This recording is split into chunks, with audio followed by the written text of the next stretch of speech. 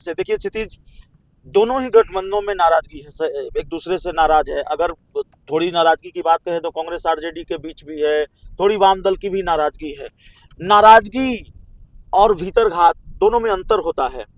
ठीक है, नाराजगी अगर नाराजगी तक सीमित रहे तो ठीक है, लेकिन नाराजगी अगर अपनी सीमा को पार कर जाए तो वो भीतरघात की वजह बनता है, और भीतरघात बड़ा नुकसानदेह होता है राजनीतिक दल के लिए, किसी भी राजनीतिक गठबंधन के लिए। तो मेरा सवाल ये है कि 2024 में, मतलब इससे एक साल पहले, जब बिहार में 4 विधानसभा की सीटों पर विधानसभा के उपचुनाव हुए, बेलागंज, रामगढ़, इमामगंज और तरारी।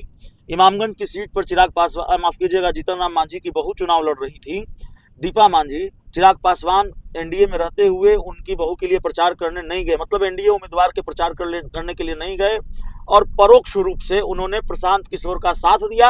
यही कारण रहा कि प्रशांत किशोर जिन 4 सीटों पर लड़े, सबसे ज्यादा वोट प्रशांत किशोर को इमामगंज में मिला। तो ये भीतरघात हुआ कथित तौर पर चिराग पासवान का जीतन राम मांझी के साथ।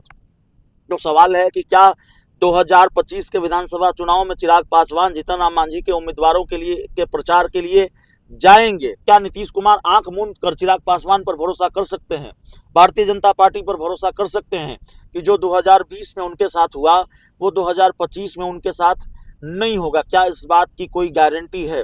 भाई, जेडीयू तो नीतीश कुमार की है, और छोड़कर तो नीतीश कुमार को लोग जा रहे हैं। जेडीयू में सिर्फ ललन सिंह, संजय झा, विजय चौधरी और विजेंद्र यादव, अशोक चौधरी नहीं है ना। जेडीयू बड़ी पार्टी है, बिहार में कभी नंबर 1 पार्टी रहा करती थी। आज इस पार्टी की स्थिति यह है कि पता नहीं कितने विकेट गिर गए, और ऐसी स्थिति है कि बात कर रहे हो, पता नहीं कब किसका इस्तीफा आ जाए।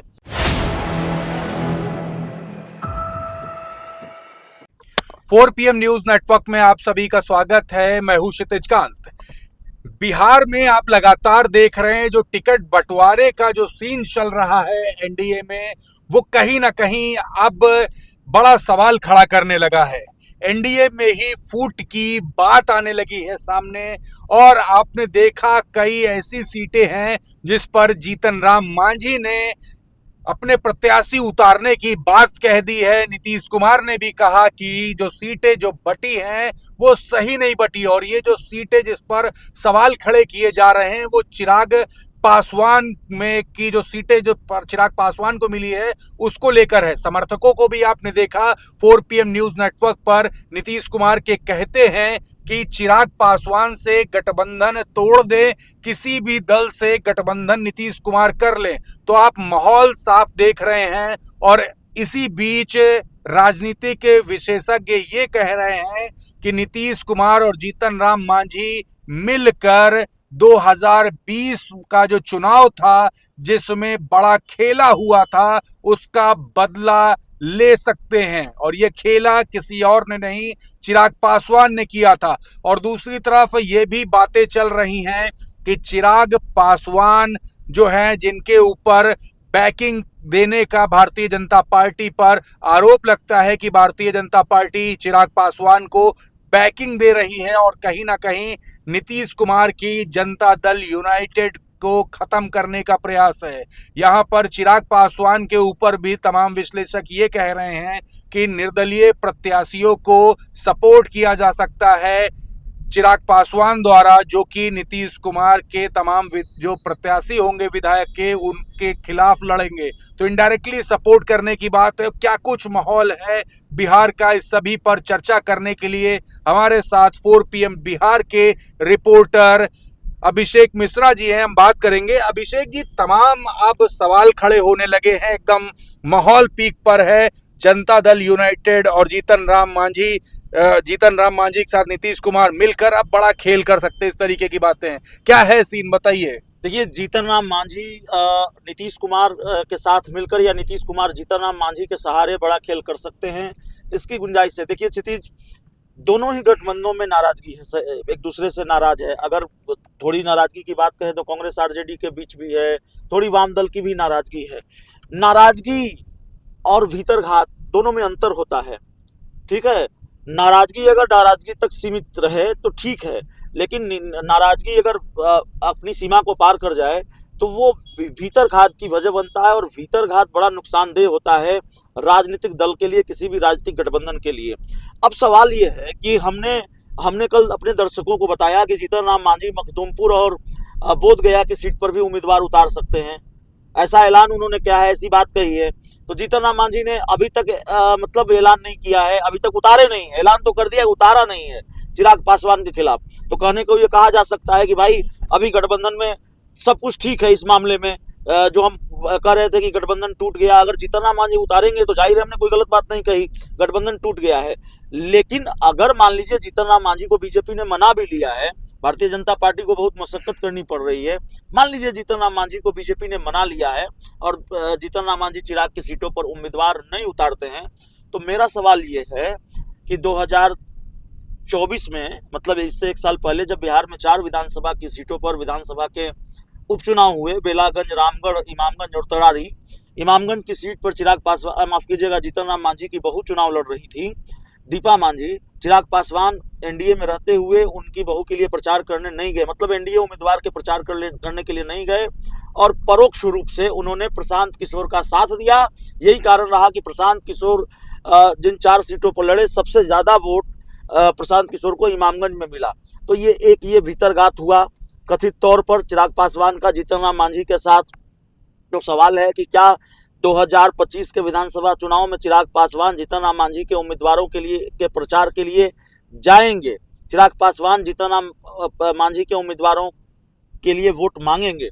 और देखिए, जो निचले स्तर पर जो संगठन के लोग होते हैं, निचले स्तर पर बूथ के लोग जो होते हैं, गठबंधन सिर्फ दलों के बीच नहीं होता है, गठबंधन जमीनी स्तर पर भी होना चाहिए।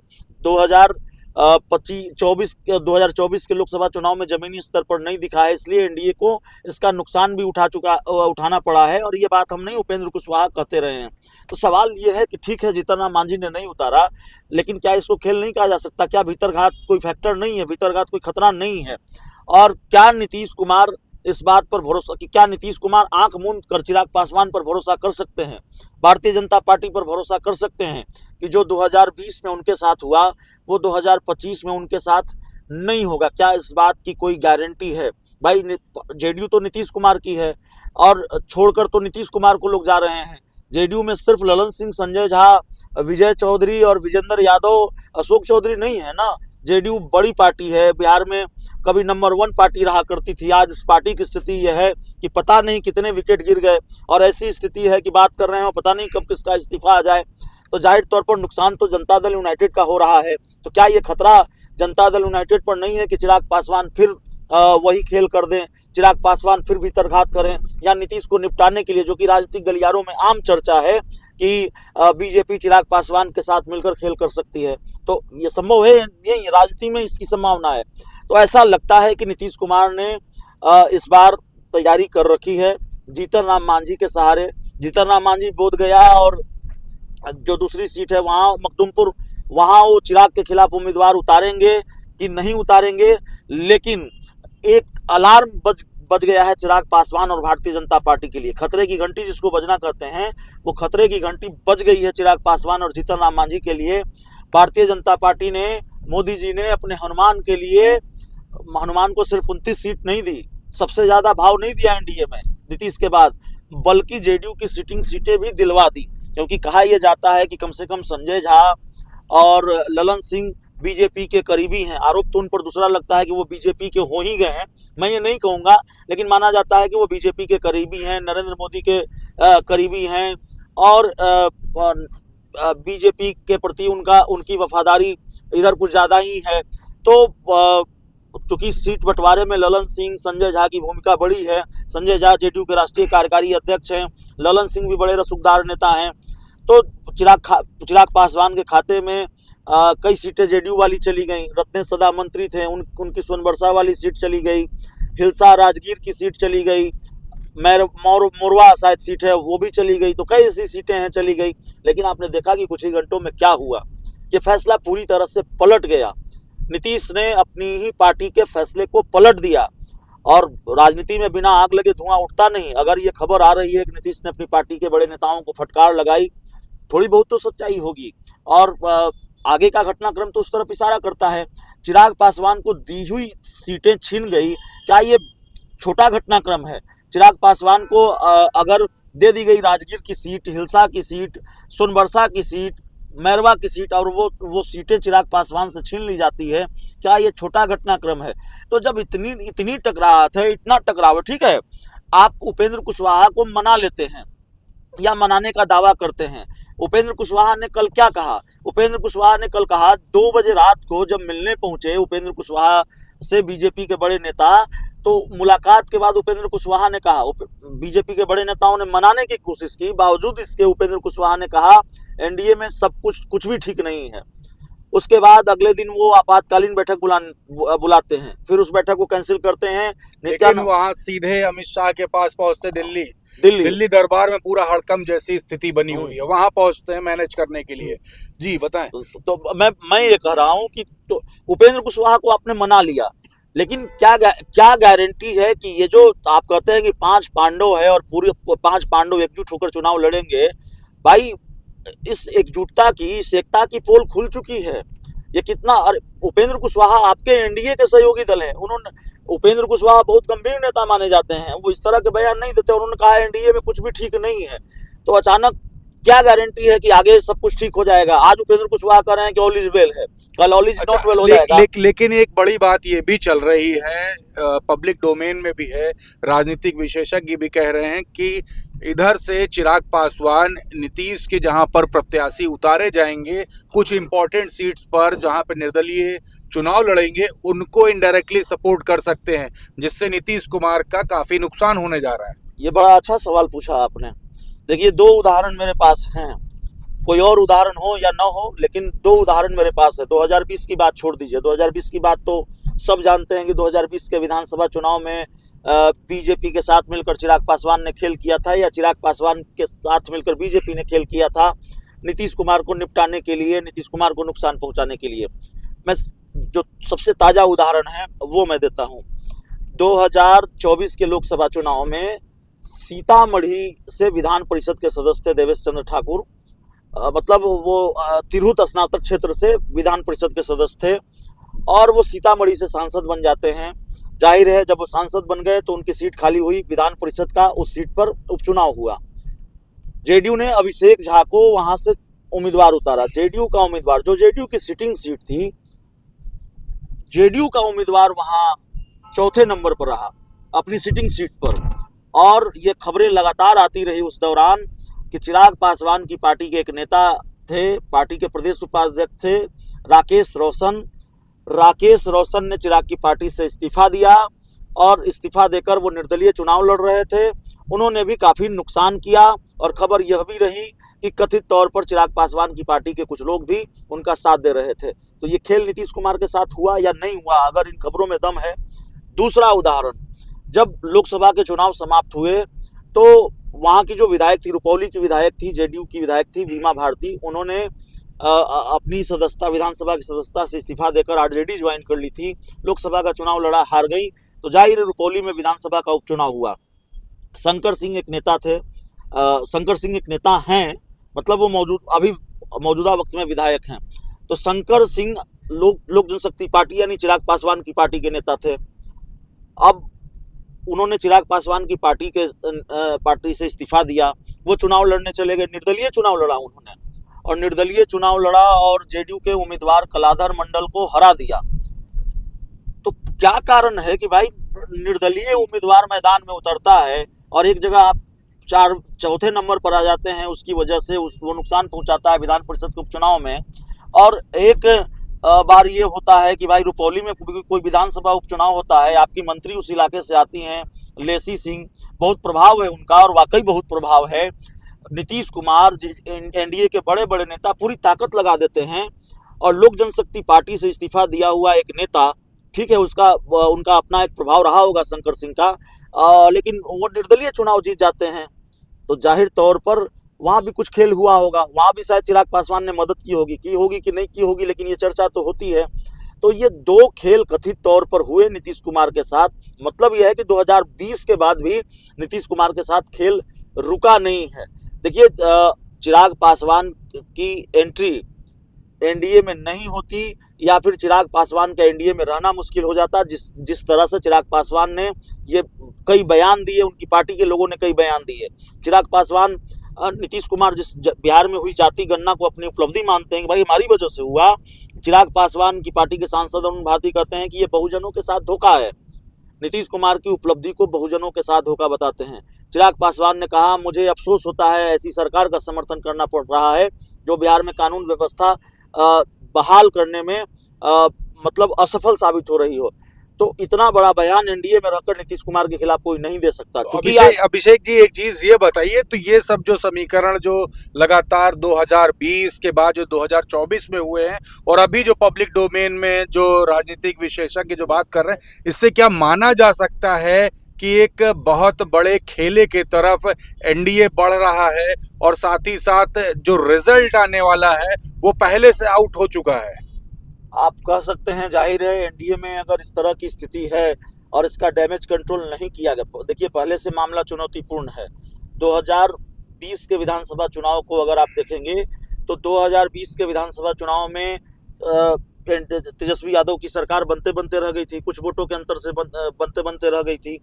और 2020 के विधानसभा चुनाव में तेजस्वी यादव के साथ दिक्कत थी कि उनके पिता लालू यादव, जिनको बिहार की राजनीति का बड़ा माहिर चेहरा माना जाता है, वो नहीं थे। जिनको चाणक्य माना जाता है वो नहीं थे। और कमजोर कड़ी कांग्रेस थी।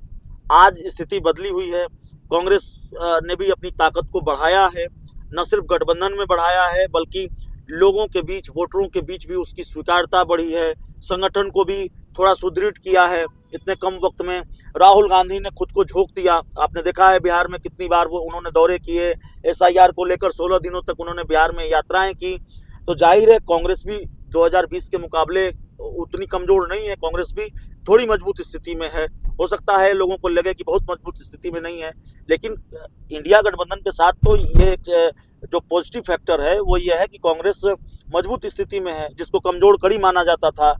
तेजस्वी मतलब आरजेडी की जो ताकत है वो और बढ़ी है। लालू यादव साथ हैं और लालू यादव कुछ, हालांकि उनकी सेहत उनका साथ नहीं देती, लेकिन लालू यादव कुछ सीटों पर जनसभाओं को जरूर संबोधित करेंगे। लालू यादव पर्दे के पीछे रहकर रणनीति बना रहे हैं। लालू यादव का साथ इस बार तेजस्वी को मिल रहा है, 2020 में नहीं मिल रहा था। लालू यादव रिम्स में इलाजरत थे। तो जाहिर तौर पर यह सब बड़ा मजबूत फैक्टर है।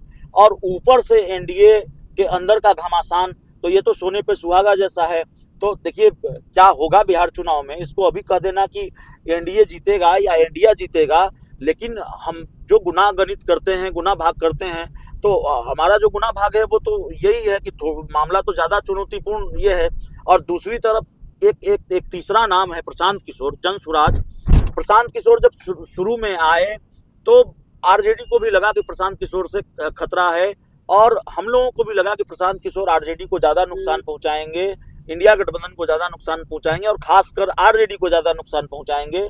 लेकिन हाल के दिनों में ये देखने को मिला है या ये समझने को मिला है कि प्रशांत किशोर, भले ही उनको कहा जाता है कि बीजेपी की बी टीम है, अब बी टीम है कि नहीं है, पब्लिक से हम बात करते हैं तो वो हम जब ये पूछते हैं कि भाई आप कहते हैं बी टीम है और वो बीजेपी नेताओं के खिलाफ खुलासे करते हैं, तो पब्लिक बोलती है, लोग बोलते हैं कि भाई वो दिखाने के लिए करते हैं कि भाई नहीं नहीं हम बी टीम नहीं है। तो हैं कि नहीं है, क्या कर रहे हैं। लेकिन ये अगर प्रशांत किशोर वाकई चुनाव लड़ रहे हैं और बीजेपी की बी टीम नहीं है, इसमें कहीं कोई झोल नहीं है, तो प्रशांत किशोर नुकसान पहुंचा रहे हैं आरजेडी से ज़्यादा भारतीय जनता पार्टी को, और सबसे ज़्यादा जनता दल यूनाइटेड को, जो गुनागत गणित है अगर इसको आप समझने की कोशिश करेंगे।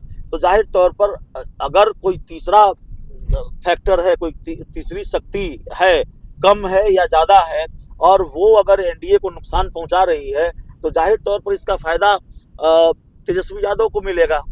तो कुल मिलाकर मामला यह है कि कई सारे फैक्टर हैं जिससे ये साफ होता है कि इस बार तेजस्वी यादव की राह पिछली बार के मुकाबले आसान है। अब उसको इस मौके को वो कितना भुना पाते हैं, कैसे भुना पाते हैं, सहयोगी दलों को कितना साध पाते हैं। इंडिया गठबंधन की सबसे बड़ी पार्टी बिहार में आरजेडी है। तेजस्वी यादव इंडिया गठबंधन के कोऑर्डिनेशन कमेटी के अध्यक्ष हैं, तो उनके कंधों पर बड़ी जिम्मेवारी है। तो सहयोगियों को मना कर रखना, उनको उनके बीच सीटों का सही तालमेल हो, उनके बीच सही समन्वय हो, ये सब अगर ठीक ठाक रहा तो जाहिर तौर पर एनडीए के सामने चुनौती तो है, बड़ी चुनौती है इस बार, पिछली बार के मुकाबले बड़ी चुनौती है। बिल्कुल। तो राजनीति किस दिशा में जा रही है बिहार की, हम उस पर चर्चा कर रहे थे। एनडीए में फूट पड़ने की बात लगातार चल रही है जब से जीतन राम मांझी ने ये कहा है कि हम 2 सीटें जो कि चिराग पासवान के पास गई थी, उन 2 सीटों पर अपने प्रत्याशी उतारने की बात करी। अभी ऑफिशियल कोई प्रत्याशी घोषणा नहीं हुई है, लेकिन ये काम तब होता है जब नीतीश कुमार के साथ खेला होने की बात होती है। तो इस तरीके की बातें हैं। और दूसरे खेमे में एनडीए के अंदर ही 2 धड़े हो चुके हैं, एक भाजपा चिराग पासवान का और दूसरा जीतन राम मांझी नीतीश कुमार का।